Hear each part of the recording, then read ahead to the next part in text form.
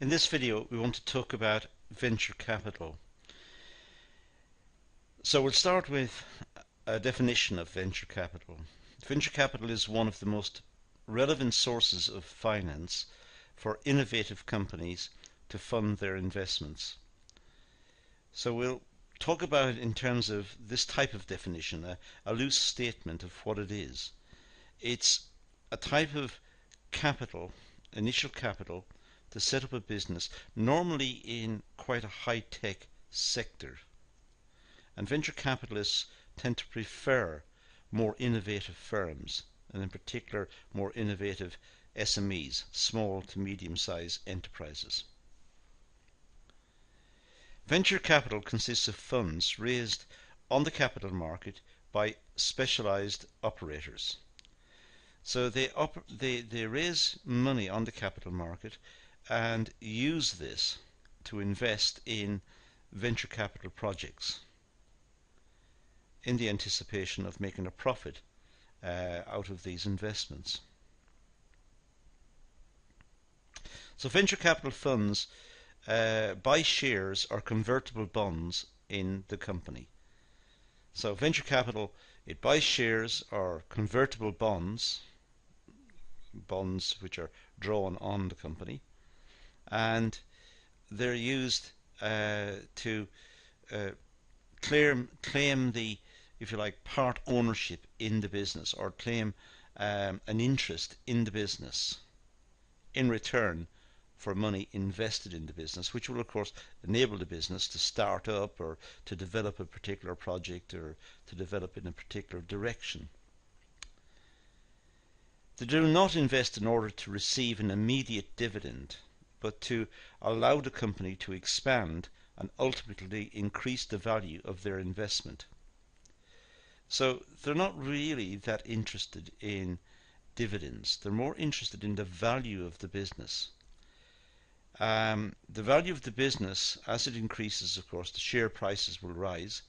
They will have taken out equity stake in the business, and therefore their return will increase also.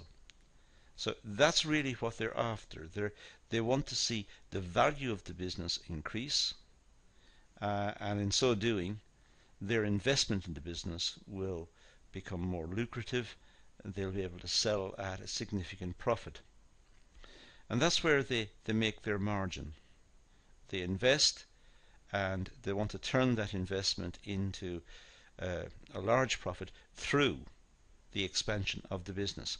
But of course, this also coincides with the aspirations of the owners of the business. Most people who set up businesses want to see the businesses grow and to flourish as well. So there's a similar desire on the part of the owners of the business to that of the venture capitalist. They're mostly interested, as I said earlier, in innovative SMEs with very rapid rates of growth. So they're constantly looking out for the more innovative firms which may be involved with technology or with some sort of development, product development, or some sort of innovation. And to that end, they're willing to take on risk and look at the possibility of the adoption of that product in the market.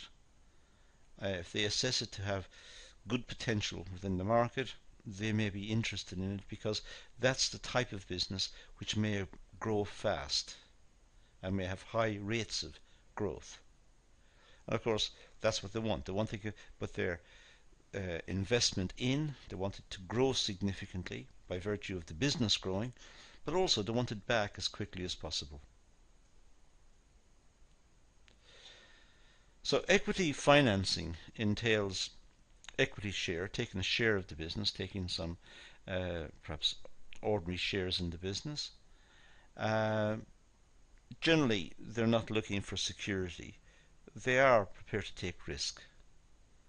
They have to believe in the idea, believe in the product, believe in the quality of the management of the business, and they have to feel secure about their investment, but they're not necessarily looking for security in terms of, let's say, their investment to be backed by buildings or land or whatever in the form of security. They don't go in for that. They don't look for interest either on their investment. They're simply taking an equity share. They're hoping that the business will become more valuable, and as it does, their shares will become more valuable as well. They're looking for capital gain on their investment. That's the be-all and end-all of venture capital investment. They're looking for a capital gain on realizing their investment. They want to be able to sell off their shares at a future date at a significant profit. Of course, the company will have some loss of control by taking on venture capitalists, because they have to accommodate new investors on their share register. So there will be some loss of control for the owners of the business. The venture capitalists may also want a seat on the board of the directors of the business. They'll want to say in the direction of the business. They'll want to say in how the business is conducting itself, what are its plans, what are its policies, what initiatives are they taking, and so on. So they will want to have a seat on the board, so they have a voice in the way the business is being run. Strong financial discipline is required. It's required by the business because the venture capitalists will watch the management and their competency in running the business, their style of management, and their ability to manage the finances of the business efficiently and effectively. Of course, the profits are being shared, and on realizing the investment, it means that the business will have grown in value, and at that period of time the venture capitalists will want to disinvest. They'll want to come out of the business, sell their share, and sell it at a significant profit. Some venture capital funds specialize in certain sectors of activities, for example, biotechnology or information technology.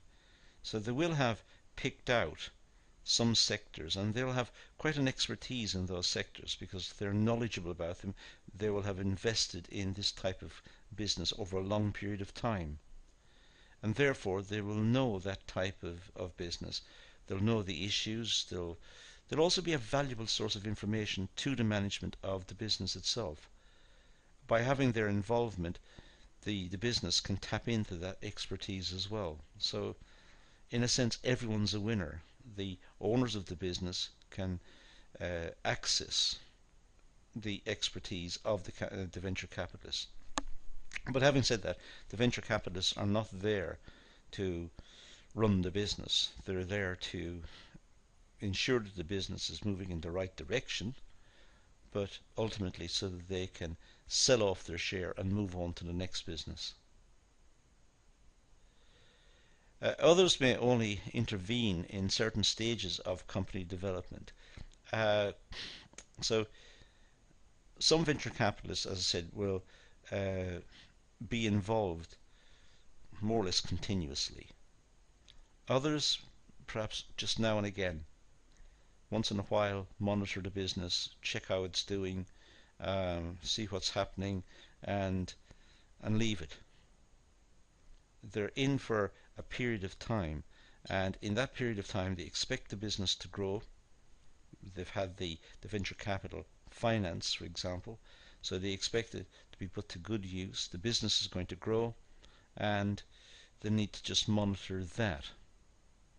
So they're not necessarily interested in day-to-day involvement in the business. They're more interested in just once in a while checking that the business is on the right line, heading in the right direction, and that they're on target to be able to sell their share at some future date. Generally, the following investment stages may be distinguished. Seed finance. This is provided for research and to assess and develop at the initial concept before a business has reached the startup phase. So seed finance is right at the very start. Someone has an idea, and the venture capitalist may be willing to invest in the idea. It's as simple as that. There is no business. They're just willing to invest to cover the research costs, to look at the idea, see if the idea is viable, and to try and cultivate the idea up to the point where a startup could be contemplated. So seed finance is right at the very start. Startup finance provided to companies for product development and initial marketing. The companies may be in the process of being set up or may have been in the business for a short time but have not sold their product commercially. So the startup is trying to get the business off the ground. It's the startup. It's moving from the concept into production, perhaps into marketing, into placing the product before the market, promoting the product. This is the startup, and the startup needs finance. All of this is expensive. It needs to be covered, and the venture capitalists may be interested in that. Other early stage financing to companies that have completed the product development stage and require further funds to initiate commercial manufacturing and sales. But these companies may not be in profit. So again, early stages in the business, the company has tested the product, it's tested the market, it's done its research, but it also needs to perhaps produce the product, but it can't afford to do that. That's expensive. So it'll need finance at that stage. Again, venture capital could come to the rescue here, make an investment in the business to get it into production, get the products produced and onto the market. And of course the venture capitalists will perhaps invest in the business in return for an equity stake. When the business grows, it'll sell its equity stake and get out of that particular business, move on to the next one. There could be, due to the needs for expansion or development, provided for the growth and expansion of a company which is breaking even or trading profitably. Capital may be used to finance increased production capacity, market or product development, and or provide additional working capital. So companies who are up and running and perhaps even in production, but they're struggling. They just don't have enough resources to do it optimally. They can't produce it properly. They're running day to day. They have cash flow problems. They have problems with paying the bills. They're just not capable of sustaining themselves with the current financial position. So they need an injection of external capital, and venture capitalists may provide this, again, in return for an equity stake in the business. Mezzanine or bridge finance, this is made available to a company in a period of transition from being privately owned to being publicly quoted. So some companies, when they get big, they're powerful, and they wish to go public so that their shareholders can be anyone from outside. Their shares will be traded on the stock market.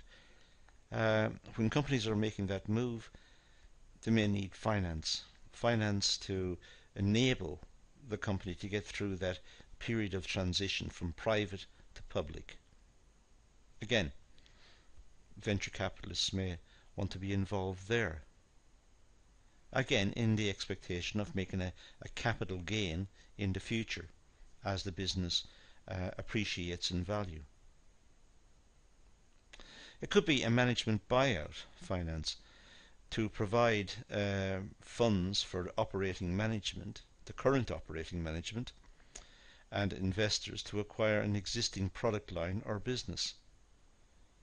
Sometimes the management of business are not that interested in the business anymore, or perhaps they're thinking of retiring or closing the business or whatever, and the business is actually quite viable, let's say. It may be that the existing management within the business wishes to make an offer to the owners to buy the business and run it.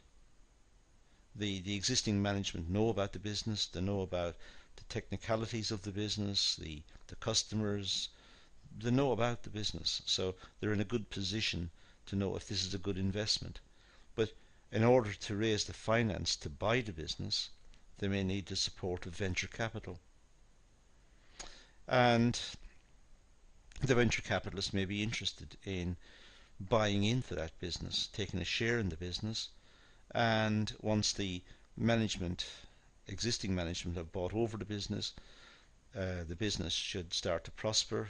There's more enthusiasm in the business, more interest, it's working harder. The venture capitalists can sell their share at a gain and get out. There's also the possibility of management buy-in, not buy-out, a management buy-in.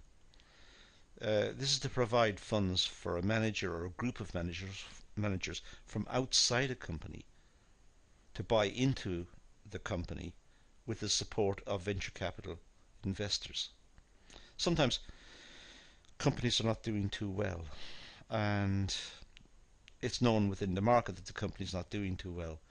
It could be that the existing management in the business is not very strong, or the owners are not trying that hard, which is a shame because perhaps it's a good business. In which case, management from outside of the business might be interested in coming in, taking over the product line, taking over that market, and developing the business.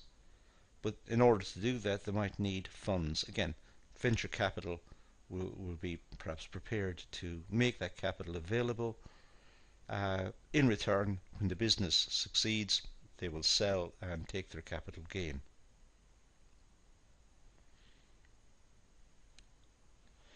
So, what do venture capitalists look for? Well, they're not interested in dividend income, but are aiming to grow the value of their investment in a company. In order to judge this, they will use, amongst other things, the following elements. To look at the internal rate of return in the business. This means the return on the assets of the business.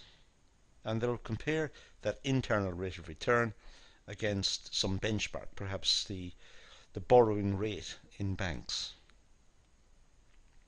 So the internal rate of return is an important measure of potential growth of an investment. The hurdle rate does not vary from fund to fund, but is usually set around 40 to 60% per annum. Now these are just figures picked out of texts that may vary widely depending on the particular plan the venture capitalists have for the business. But certainly what they're looking for is a high internal rate of return. They're looking for significant profits on the investment, and these profits expressed as a percentage of the investment, which would be a good indicator of the internal rate of return. It should be said, however, a proper calculation of internal rate of return is based on, in some of the material, on investment appraisal, and that's the subject matter of separate videos in the course. Another reason for using the internal rate of return as an indicator of the worth of an investment is that it permits the investor to prioritize the opportunities on his or her desk in order for an order of potential return.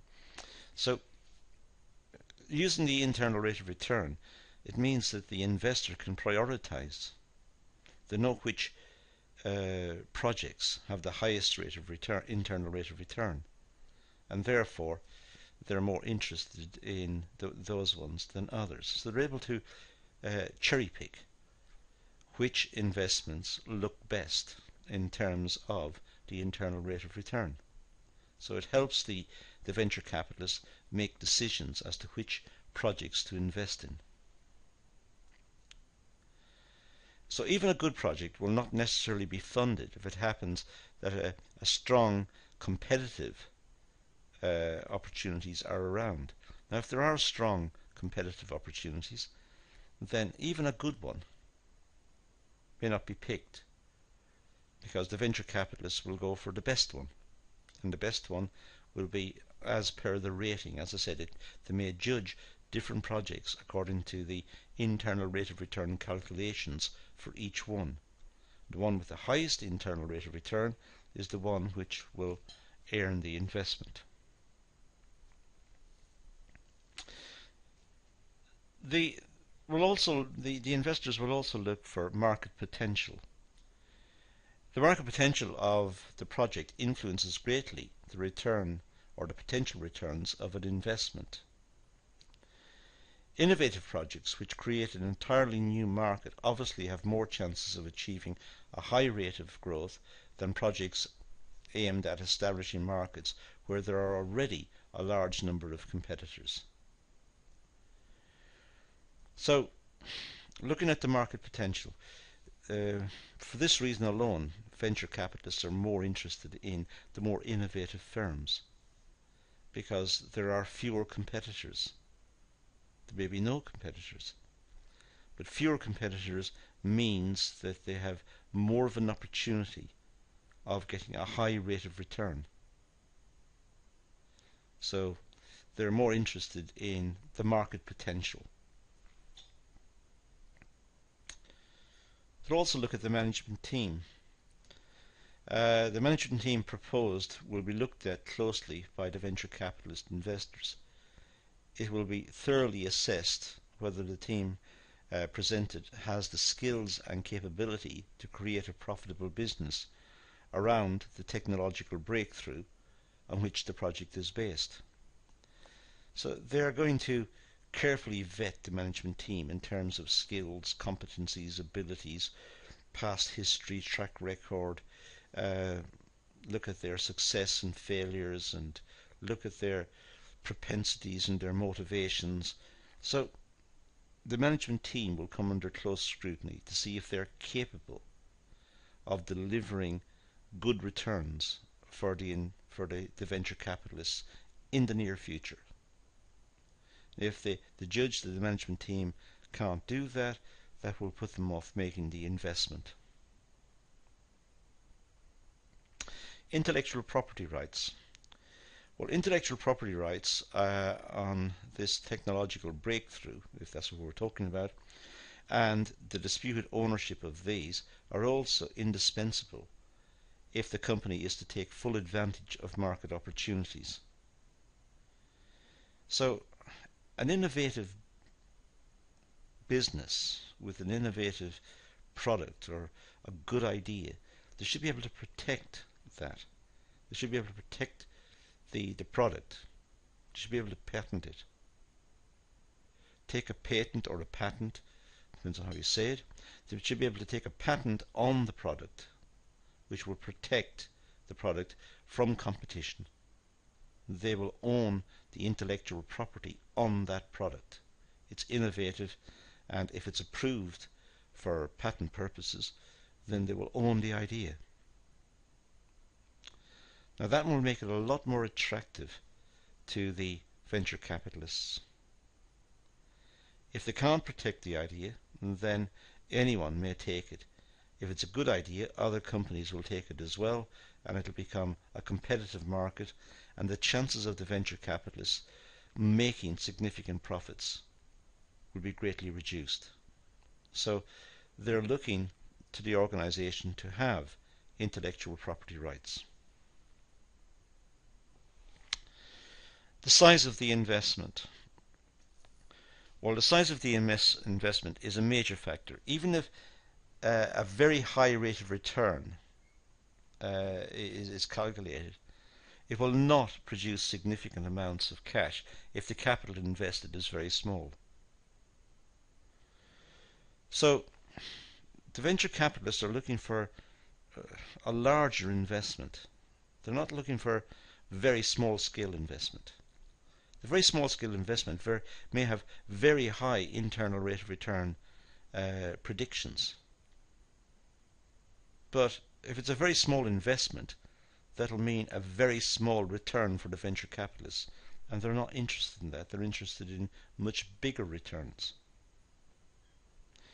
More importantly, however, the cost of a small investment is as great or proportionately greater than that of a large investment.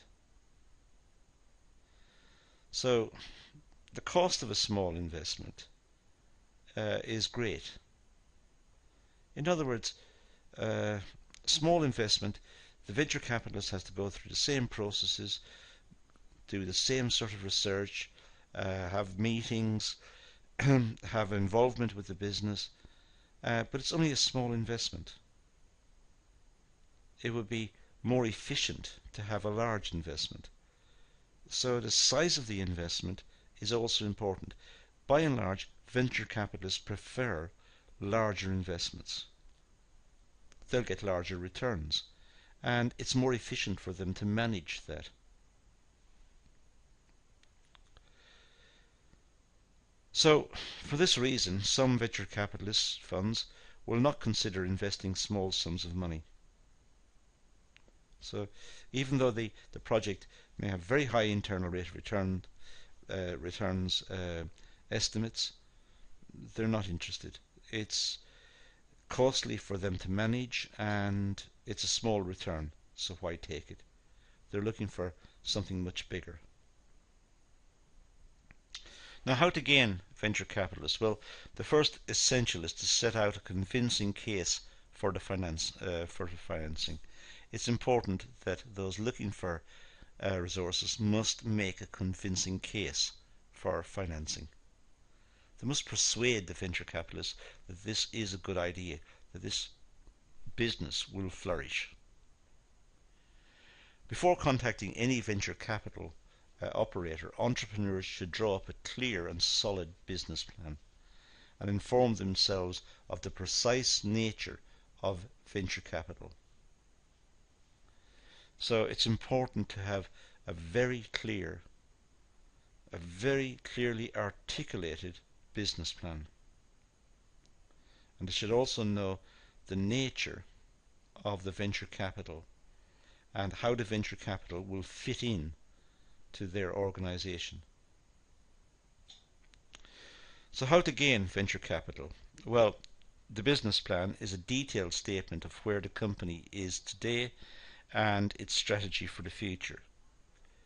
It must explain why the business will be successful and convey what is unique about it.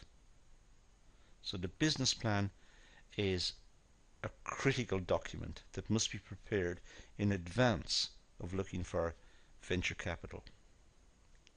It should examine in the smallest detail the basic assumptions of the business in order to clarify management thinking and to establish milestones for future development. So it should be a very clear roadmap for the course in which the business is going to travel. What are the likely upsides and downsides that they're going to face in terms of the market, marketing the product, production, delivery, branding the product. It should identify all of the key stages. Typically, the plan will cover a 5-year planning horizon. That's generally the case. So a business plan should run to about 5 years. It must demonstrate in a rigorous manner the commercial viability of the proposed venture and its high growth potential. So it must demonstrate why the proposers consider the business to be a good venture and why they consider it to have a high rate of growth. To do that, they must probably make assumptions. They're looking 5 years ahead into the market. They have to make assumptions, but they should expose and criticize the assumptions. They should expose them by making them clear to the reader that these are the underlying assumptions and what are the assumptions based upon. It should cover all aspects of the business, from its marketing strategy, its competitors and its potential customers, to management and finances of the business, and its forecast annual sales and targets.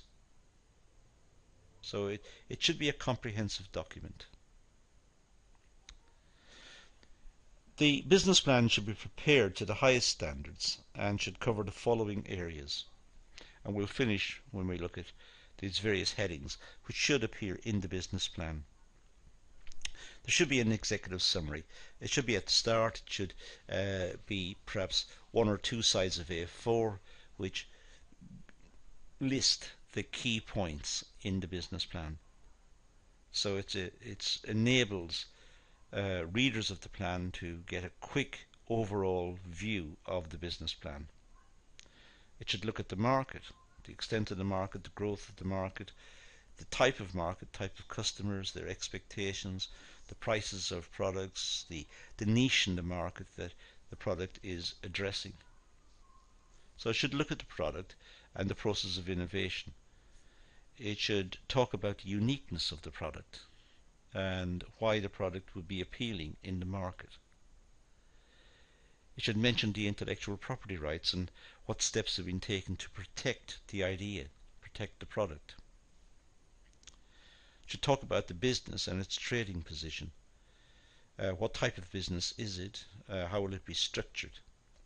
How will it be configured for the particular market in which it's pitching? And look at its trading position. Set out its marketing strategy so that there's a clarity about where it's going to use its resources and to what extent the marketing strategy will enable it to achieve its targets. So identify key issues in marketing and address those. It may involve manufacturing. If it does, have a manufacturing section involved in the plan and talk about such issues as capacity, technology, logistics, distribution, suppliers, supply chain, outsourcing, and so on. So it should be, if manufacturing is a part of the plan, it should be clearly stated. Look at forecasts for sales, cash flow and break-even. These documents are seen as very important within the business plan. Look at forecast sales. Talk about the assumptions upon which the forecasts are made. Look at cash flows under different scenarios, most optimistic, most pessimistic, and so on. Look at the break-even for the business. And look at the management and control of the business and try to work out the effectiveness of management as well as the weaknesses, the training that's required, the supplementary training, the skills that are contained within the existing management team, the experience that they've got, and what additional skills might be required and what can be done to address these. And of course the required financial package. State the amount that's required. Probably the most important point, but to get to the point 10, all of the others should be clearly and yet succinctly, efficiently stated, not caught up in flowery language. This is a business proposal, so business language throughout, but nicely presented well organized, well worded document.